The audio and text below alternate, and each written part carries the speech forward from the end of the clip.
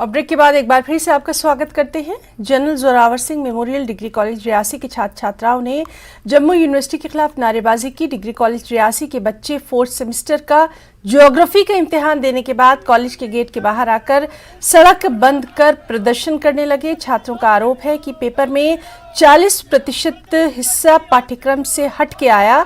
इसके बाद उन्होंने मांग की कि उनका ये इम्तिहान फिर से लिया जाए। बताते चलें कि प्रदर्शन करीब 1 घंटे चलता रहा। इसके परिणाम स्वरूप रियासी मुख्य बाजार और जिला अस्पताल का रास्ता भी बंद रहा। क्या हुआ कि जो लॉन्ग आंसर टाइप क्वेश्चन है ना सर, 15 मार्क्स के 2 क्वेश्चन वो जो है वो पहले सेमेस्टर से डाले हुए हैं। हमारा सेमेस्टर 4th है सर, इसलिए सर यही है, बस इसी के लिए हम प्रोटेस्ट कर रहे हैं कि वो जागे और बताएं कि किसने पेपर डाला है। उनको कोई आइडिया नहीं है कि 1st सेम और 4th सेम में कोई डिफरेंस नहीं है।